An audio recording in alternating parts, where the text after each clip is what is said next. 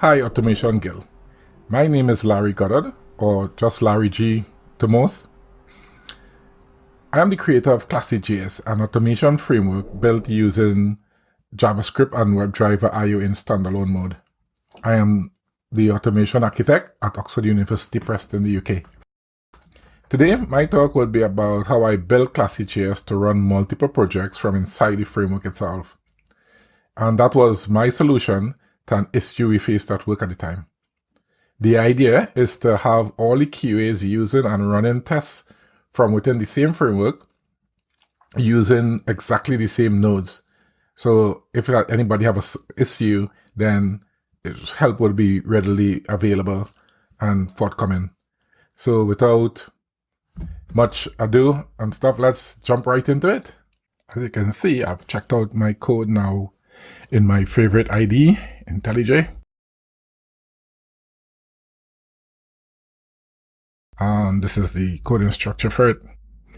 It consists of a CRB index file, of a runtime folder, of a project folder, a config, and a folder for browser stack, and one for Circle CI.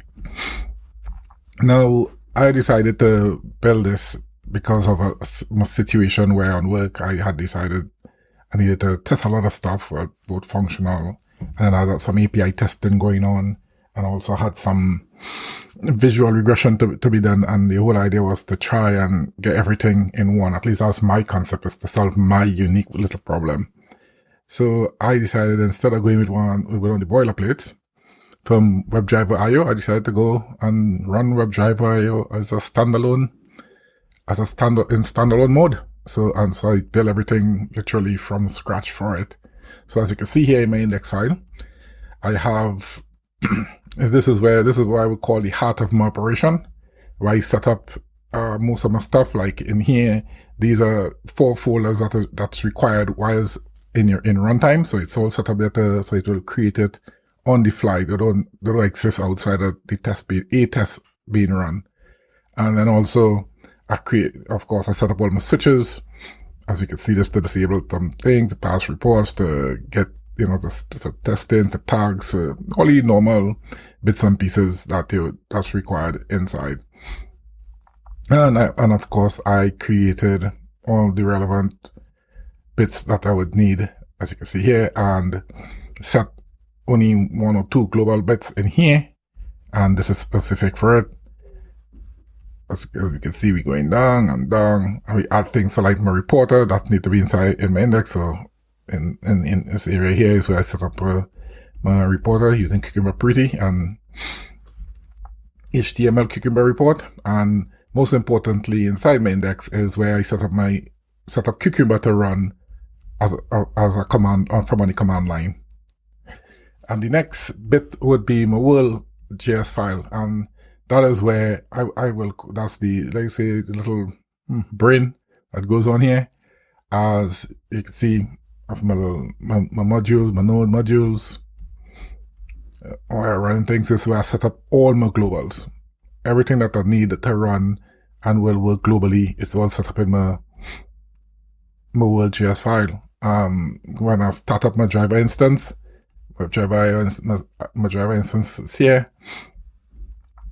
And locally, I have a Firefox and a Chrome driver run under some options for browser-wise. And that is specifically and only to run things locally while I'm writing test cases. I need to check to see how they're getting on. And a few other switches, and you can see here for my environment switch, like dev, test, UAT, pre-prod, and prod. I also took the time to set up a few global timeouts, just in case I need it for some feature somewhere along the line. Let's put it, hey, you never know. And also with Cucumber, as we all know, we have to use our whole given when then inside of our step definition file. For me, I decided, instead of constantly creating this at the top of each of my file, I just will create them, make them global. So I just need to write given when then inside my step definition file, just when I require them. And of course, I expose, and here is where I expose all the things that I would require to run my tests. And it all goes to say, and of course, my before hooks and my after hooks, my after all hooks, and that's required when the test is running. The other thing is I decided that because of the way I do it, I needed to make things work in such a way that so that everybody who checked the framework out will have exactly the same set of features to run directly from inside the framework itself. So things like the mailing functionality, the login functionality that would do the logs. So you're doing information logs where you need to capture something and log it somewhere, and again they all only on test run it will create a log folder, and it will on error logs it will dump things in the information logs as well as the error log depending on which one you require. So, and this is why I separate them. And also just for my visual regression bit, I use a node resemble.js for doing my image comparison. And as you can see here, I build out all the required folders for when you create the image, where you check it, where you dump the artifacts and everything. So it's all there. And I create a run out where and how and things where you'd find stuff and how it's supposed to work using standard Node.js operation to write things to files and to read things from file and everything. And of course to check the difference between it and other things like that. Here and here is the actual drivers for running Chrome. And in this case, this is Chrome for running things locally on my machine when I write in my test cases, as well as that's ones for Firefox. And then I also have a downloader function just in case. And I have this in case I need to be doing I need a test for downloading any files or anything. I just do that and write it so it's there as required. Then I have my config setting file. In here, these are all the required functions that's required by the framework to run and get things up and running, like load page. That's something where you will be loading up all your browser files and stuff like that, and the writing text to file, and you can compare your image and you hide or show an element on a page, and of course things like the current date, the reported date, the current date time as it's set out, and things like that. So you see it calling the reporter and the email functionality, and my API function lives inside there as well. Those are all the files that's required and will be used throughout for everything to do it all. And for my reporter, I have that as separate. It's all built up separately, and it have its own file passing its own bits and pieces that's required. The metadata for it, it's all done. The metadata is taken directly using UA parser.js because it's taking the actual data from the browser that is actually loaded and then passing back that into my report. Yeah, and other than that, in here is just how I set browser stack up. This is how browser stack is set up to run, and this is just the local bit of it. Again, that's just the way browser stack works, so it's all set up there. Now, the interesting part about doing it, using WebdriverIO to do this as well, and the reason why, again, a build is like this is the ability to run multiple projects. As you can see here, this is just a little example. So I have an example test folder here, and I have a test example folder here, and I have a shared objects file in here. And this is, again, this is specific.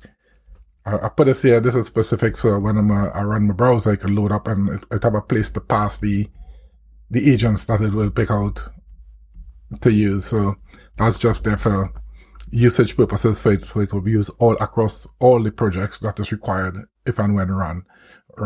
So this here is an example project that I have for when you check the framework out and you can use it. And this one is an actual project that I have that again I set up in with its own GitHub repository, so it will work. Now the aim behind it is so that all the QAs in my team, when they move from project to project, the idea is everybody would now be running on exactly the same version of all the nodes. They have exactly the same version across the board. So when tests are written and people need help for whatever reason, all I need to do is check the code out and I can run it and we'll all be working on the same version, so nothing won't break. And the other thing too is it's a one-stop shop, meaning anything changes within the framework itself, like Q can get upgraded or WebdriverIO get upgraded and things like that. I only need to update it in one place, which is in here inside in the framework itself, and then it will have no effect whatsoever on the projects. Now, and later on, when I run in and showing examples, I will look at a real-term example of running the project and where the project, in some cases, have its own modules that is required specifically for that. So it doesn't. So these nodes you're looking here is specific to the framework itself, and each project could then go on and have the own set of nodes that is required to do whatever it is they are doing within themselves. So the concept, I guess, is what it is. I did it in this way and it works. And so far, it have helped my team I would use the word, a little more productive per se, because now when you have new projects, you don't have to go and look for get a boilerplate for it, check it out, and reconfigure it to suit yourself, to do what you need it to do and run it. In this case, the framework is all set up, it works, and everybody now runs on exactly the same framework. It's just a matter of putting together your project and run like that. So what I'm going to do is just show a little example of how it works. So in my project folder, I have an example test suite, and in that test suite, as you can see, it's set up. It have its own browser stack facilities. It have its own config file for email and the environments. It have a feature, its page object. It have its features, and of course, it have some the helper files. What that would be, the helper file in this case would be all the functions that is required for this particular project. And by that I mean functions, as in move, like in here, you have a drag drop functionality for moving things around. You have a page view for doing stuff. You have click on a hidden element. So it's things like that is specific to the particular project. So it have a helper file in there. And then of course the shared object file where I actually pass, as you can see in this case, put the actual elements that is required for what it's doing and things like that. And of course my step definition, and from the step definition is where, as you can see now, in my step definition, I have exactly what it is that is being done. And you'll see I didn't create and or pass anything across it for want of anything in terms of the given when then from Cucumber, because I make it global. So I just literally have to write given, when, and then, and continue the process. The other thing is we have some of the folders as required for in runtime mode, things like, for logs, and in case of visual testing, my artifact folder and my folders for my report files and things like that. They are built on the fly and when the test is run as required. So we hope this works. So here we go. So we have my test folder. So I'm going to run something from the example test suite here, and because it's a multi-project, one might ask, well, okay, wait, when you switch project, how does the framework know which project is being used to get the settings from and all the required features? So what I'm going to do is I'll show you how that is done. So I'm going to change my directory in my project folder. I'm just going to now Just for one, I'm going to do a list, and you can see I have my example. These are what I have inside my project folder. I'm going to run the example test suite. So I'll change the direction to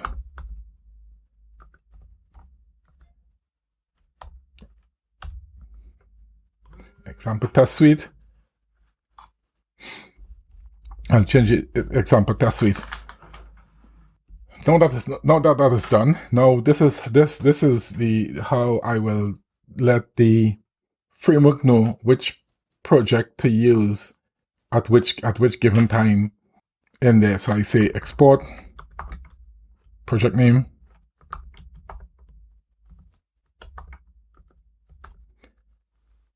and that will equal to the project that I'm going to run.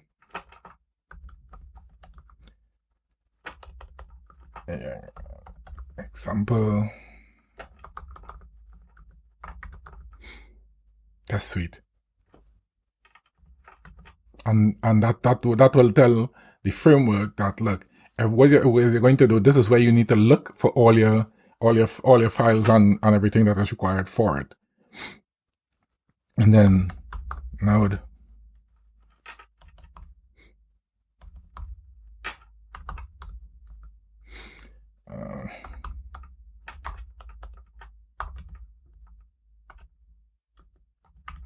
now, as you can see, I invoke two switches here, -d and -t. Because there's two switches, -d and -t, I could just think them like that. Well, the -d, it just tells the framework that when, after you finish running this test, do not let the report pop up on the, do not auto open the report on the screen for you. And of course, the -t part of it is where I turn it to run the tag API. So we're gonna run that.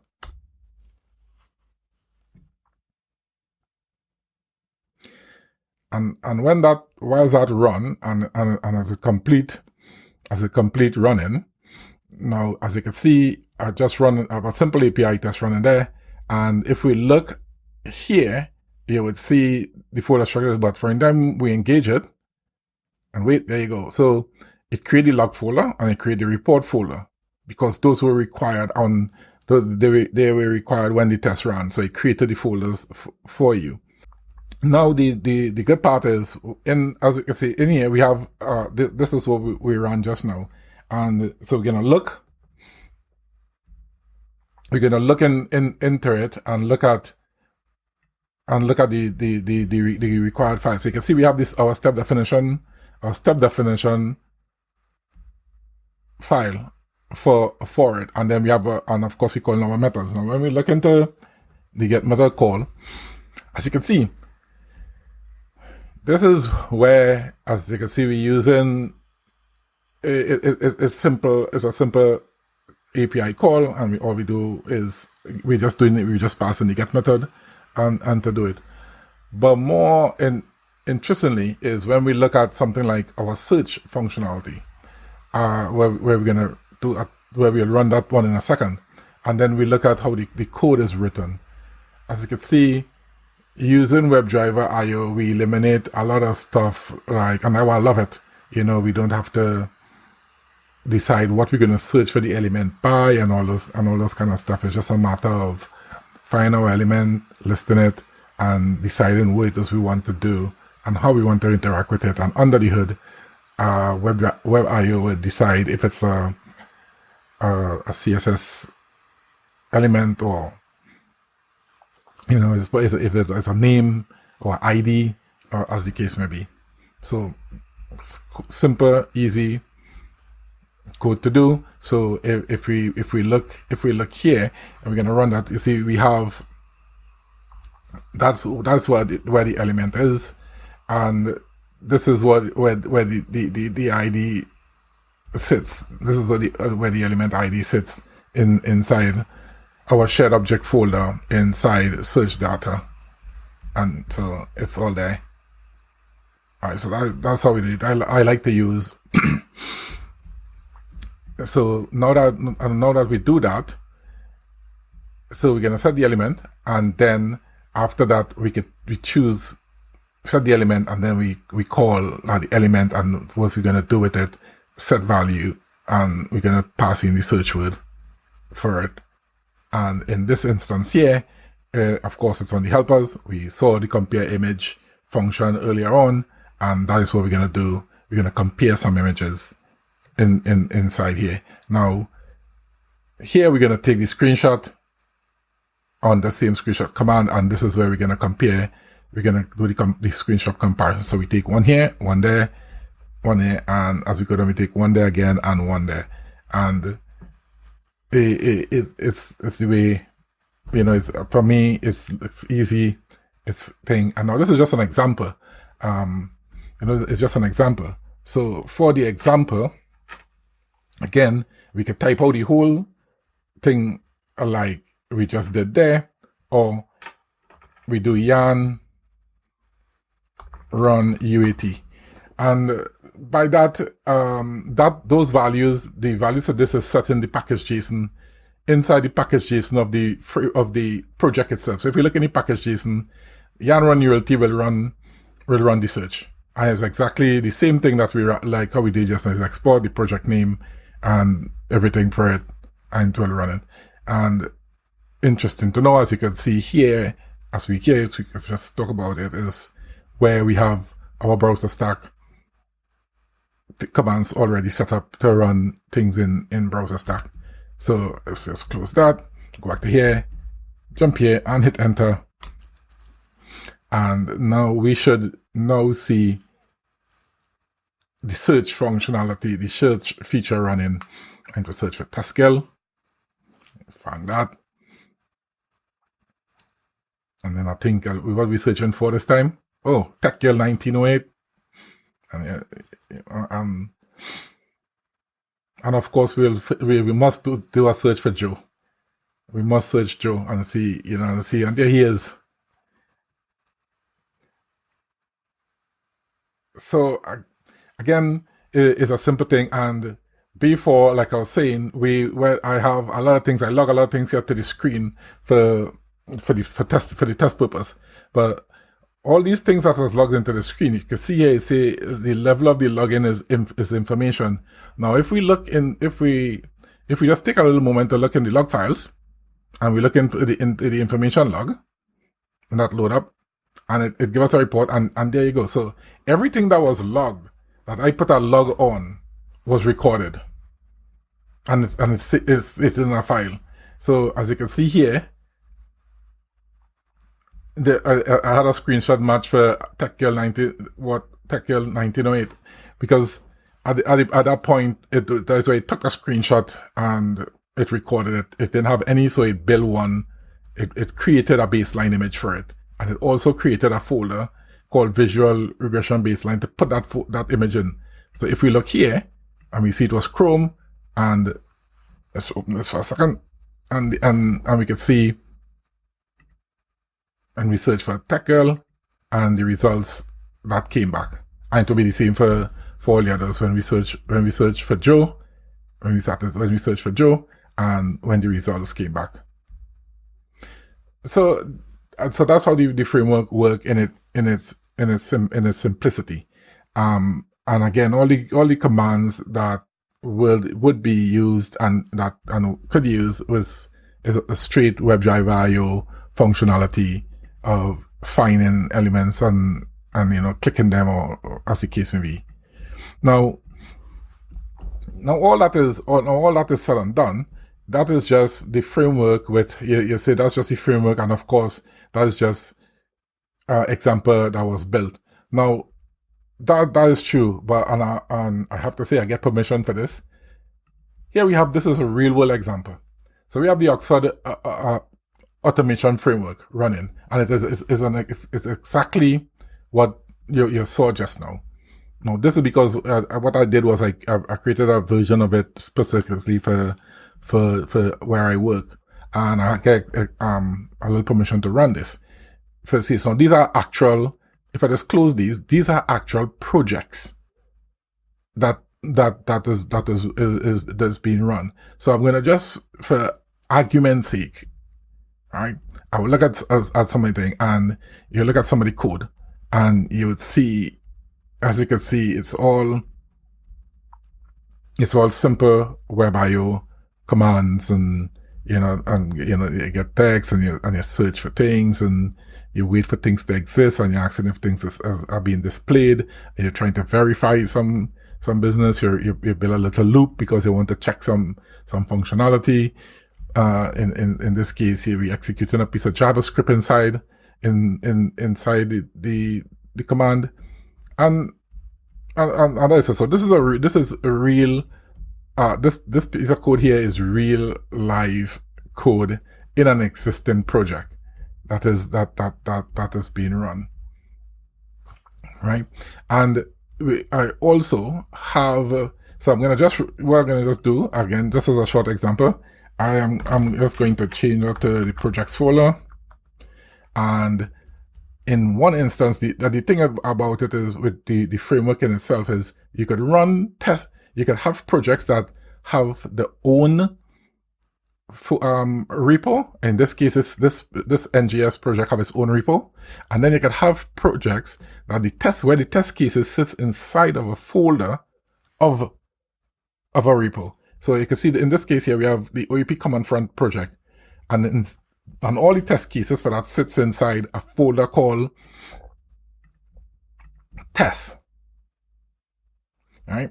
And again, it's inside there have its own package.json file, but inside the whole the whole project itself that have its own package.json, and as you can see, it have its own set of dependencies and everything that it needs to work and run. So and that have no effect whatsoever on how the framework works. The framework lives, and like I said, the framework lives have its own sort of nodes and thing that it runs on, and your project could have inside the project folder could have its own sort of thing, and it have no clash of heads or no clash of heads taking place at all.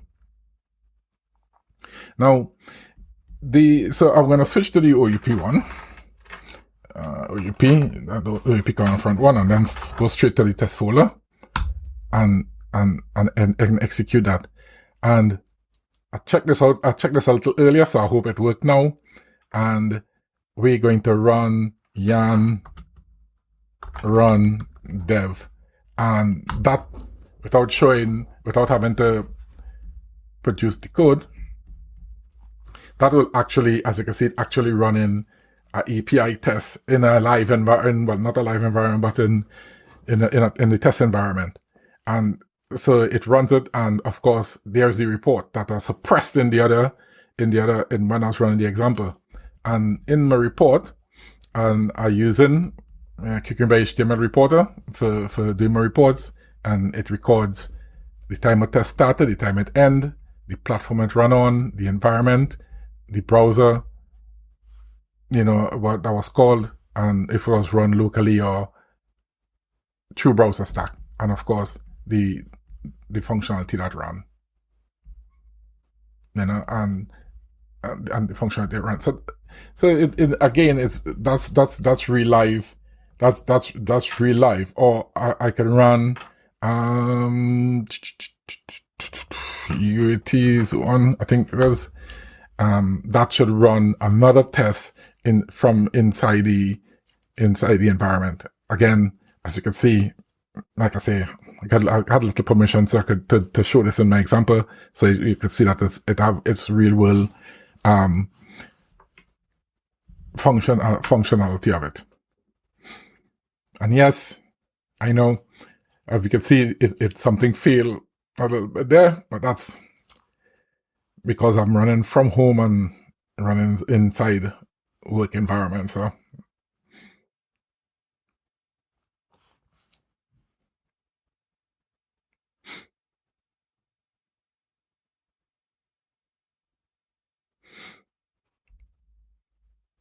and that I would say that let me down again. So what I'm going to run it again, and hopefully this time, because of the lag time when I talk to the server, it should recognize my system and execute.